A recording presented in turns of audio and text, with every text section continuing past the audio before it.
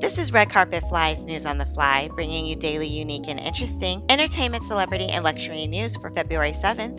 Happy Monday! Before we get started, you know what to do. Like, follow, and subscribe to Red Carpet Fly and hit that notification bell so you don't miss a single News on the Fly episode. Okay, let's get into these headlines. Aquafina addresses Blackson and AAVE criticisms and leaves Twitter.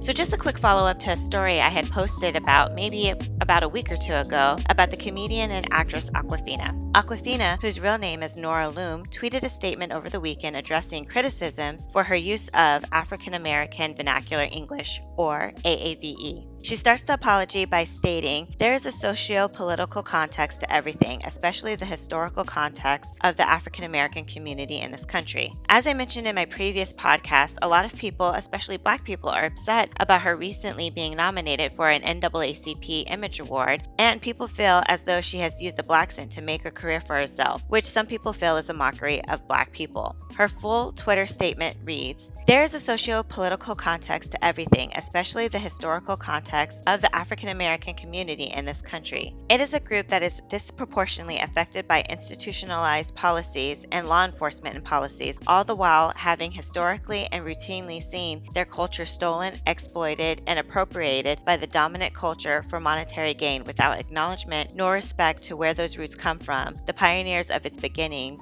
and the artists that have perfected or mastered the craft. It is a problem we see today, though some may pass it off as a convoluted mixture of the internet TikTok slang generation that liberally uses AAVE to add that to hip-hop, a genre of music that is ubiquitous and beloved across the country, has now anchored itself as a mainstream genre in the music history. And in life, linguistic acculturation and immigrant acculturation and the inevitable passage of globalized internet slang all play a factor in the fine line between offense and pop culture. But as a non-Black POC, I stand by the fact that I will always listen and work tirelessly to understand the history and the context of AAVE and what is deemed appropriate and backwards towards the progression of any and every marginalized group. But I must emphasize, to mock, belittle, or to be unkind in any way possible at the expense of others is simply not my nature. It never has and never was. My immigrant background allowed me to carve an American identity off the movies and TV shows I watched, the children I went to public school with, and my undying love and respect for hip-hop. I think as a group, Asian Americans are still trying to figure out what the journey means for them and what is correct and where they don't belong. And though I'm still learning and doing that personal work, I know for sure that I want to spend the rest of my career doing nothing but uplifting our communities. We do this first by failing, learning, acknowledging, hearing, and empathizing, and I will continue tirelessly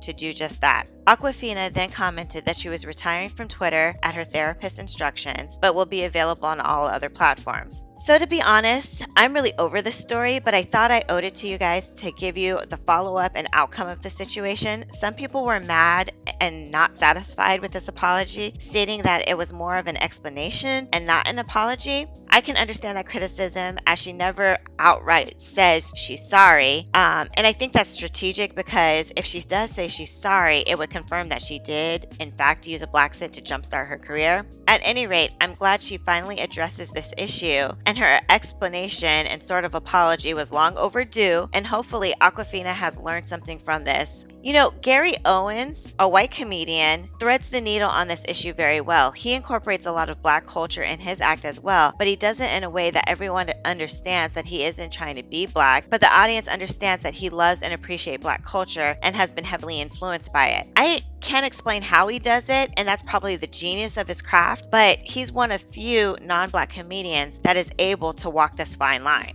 Anyway, moving on. How to get a job in fashion tech. So for those of you who have been listening to me for a while, I have been saying that there's going to be an amalgamation between the tech world and the fashion world. And, well, it's here.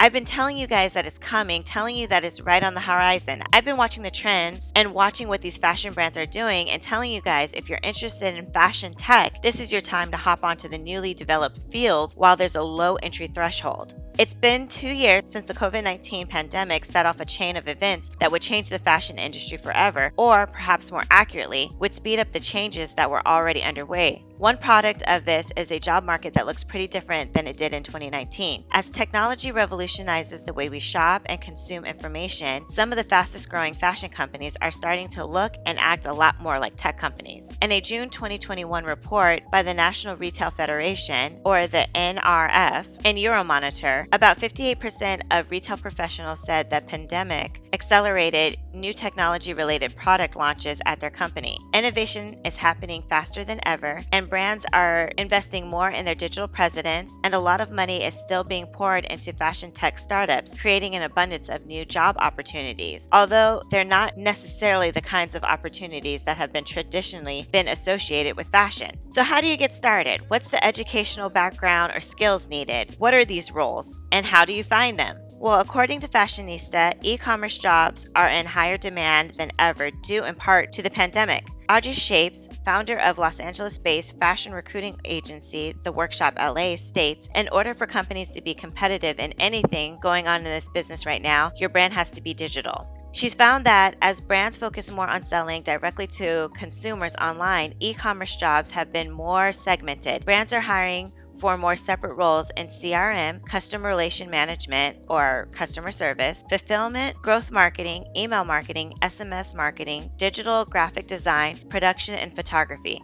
In the past, these responsibilities might have all gone to an e-commerce manager or been outsourced or freelanced out, but brands are increasingly want full-time in-house talent in these areas. Demand for social media related roles is still growing as well, especially as brands target younger customers from whom social media might generate much, if not all, their e-commerce revenue. Probably every single one of my clients has asked for a social media manager, a social media director, or someone who can help with social media strategies, says Shapes, adding that employers are especially eager to find someone with expertise in TikTok. That's creating a lot of new jobs specifically for that Gen Z market, where they're the ones teaching us. Other sought-after entry-level roles include e-commerce assistant, social media assistant, influence assistant, graphic design assistant, and assistant studio coordinator. There are also jobs specific to certain types of fashion tech companies. Resale sites need people to help with procurement, pricing, and authentication, even though much of that process has become automated. Personal styling services need stylists and shoppers. Among fashion businesses of all kinds, there's also a growing demand for truly technical roles, such as data scientists, coders, engineers, UX or user experience designers, 3D and AI designers, and digital product/project managers who can actually build technology and use it to solve problems. That's not to mention the higher ups who strategize and manage them, including Chief Innovation Officer, Chief Technology Officer, Digital Knowledge Managers, and the like.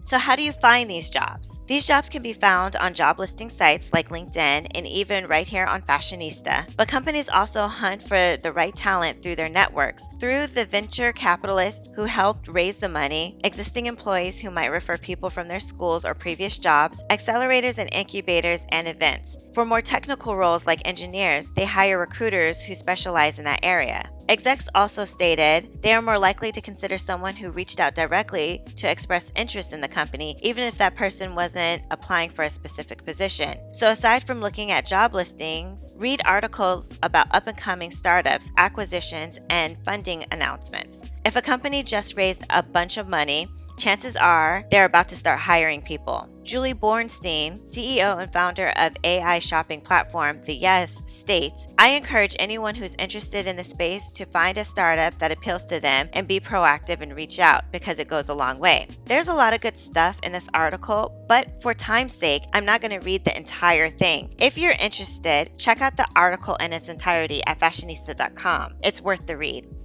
Are the Winter Olympics luxury's golden ticket? The Winter Olympics have officially started, and winter sports fashion is having its moment in China. With the 2022 Beijing Olympics kicking off in February, the Chinese market is getting ready to witness a new round of winter fashion trends. It is common to see familiar luxury labels on world-famous athletes during the games, but this year, brands will focus specifically on China's luxury customers, if they haven't already been doing so. According to Luxury Daily, most luxury experts agree that the potential of China's winter sports market is worthy of attention. The size of this industry is expected to hit 94 billion US dollars or 600 won in 2020 and 157 billion US dollars or 1 trillion won in 2025, when it will account for 20% of the global sports industry's gross output, per China Daily.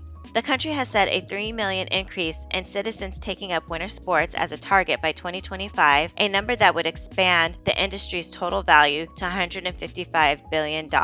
According to a white paper on China's ski industry released in 2020, the number of ski resorts and a total of skier visits grew by 35 to 67% respectively between 2015 and 2019. The number of ice skating rinks is also expected to increase from 188 in 2016 to 650 by 2022. This boom will naturally create more opportunities for sports participants to buy sportswear, sports equipment, accessories, shoes, and other related items. The market is still in its primary stage, said Dim-Ning Wu, a senior consultant who has worked in the sports fashion industry for decades. As the Winter Olympics is around the corner, Chinese customers' passion for these sporting events is being ignited. They have started to look for more stylish gear, in other words, a cooler lifestyle. That is the major drive behind this year's winter fashion market. Since the winter sports are more popular with China's middle and upper classes, those who have a minimum of 10,000 to 30,000 won monthly income, those customers are shaping a new type of consumption that emphasizes quality of life and health-oriented lifestyles through their favorite luxury brands.